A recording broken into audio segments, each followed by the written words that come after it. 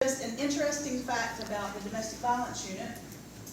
One thing that we did this year was every year I go down to the legislature in early part of the year, January through March, April, May, sometime in there, and try to pass new laws that we think are needed.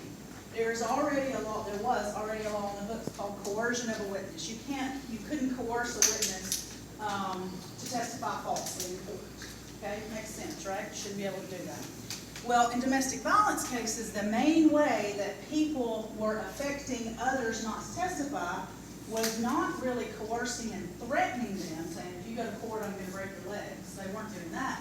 It's all these domestic violence cases, and what would happen is we would listen to the jail phone calls, and it would be the defendants calling all the victims, the girlfriends, the wives, calling them saying, you know, if you come to court, our baby's not going to eat. Or, you know, if you tell them that I strangled you, then we're not going to have any money. You know, if you tell the things I've done, that you're not going to have a place to live. You really better not come to court. You better think about this. So that really didn't rise to the level of coercion, but it was putting a lot of pressure on a lot of our victims. So we drafted a piece of legislation here in Knox County and took that down and got that passed. It went into effect July 1 of this year, and it says that it's now against the law in a domestic violence case only for the defendant to try to persuade. They don't have to coerce and threaten somebody. It's just to persuade the victim not to come to court. And so we got that passed. It's a misdemeanor to do that, but it's helping a lot of our domestic violence victims who are scared to come back to court. Does anybody know, just as a question, how many times it takes the average domestic violence victim actually starting to leave, starting the process, and then backing out, starting the process and backing out? Does anybody know how many times that typically happens? 7. Before they actually leave? Yes. 7. 7 times. 7 times. So domestic cases are really messy cases. I mean, there's a lot involved in those cases. So they're really hard and tough cases, and they're 26% of our warrants. So more domestic violence than anything else in Knox County. Does anybody know what the second most popular warrant that we have taken in Knox County is? And you hadn't guessed it. Nobody's guessed it yet. It's DUIs. Really? DUIs, really. DVs are 26% of our warrants, and DUIs are 18% of our warrants. So 18% of our cases are people arrested for DUI.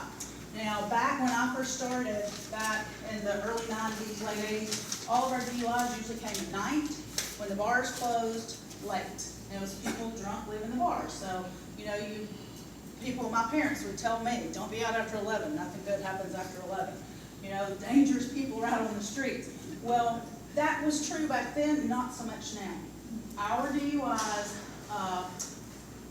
vast numbers of them have drugs involved now. It's not alcohol anymore. It is alcohol in combination with drugs or drugs themselves. We pull people over all hours of the day, all hours of the night.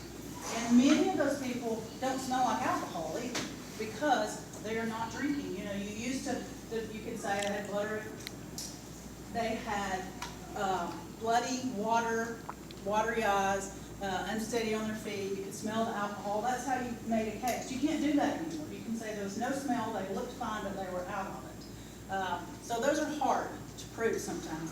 But the DUIs are our second most popular warrant. And coming in third is drugs, our drug cases. And we have a huge number of drug cases in Knox County.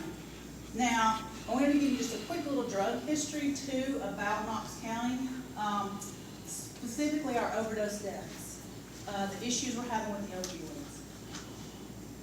From 2010 to 2015, the medical examiner puts out a report every year telling you what drug is killing the most people, okay, from the autopsies that we've had that year.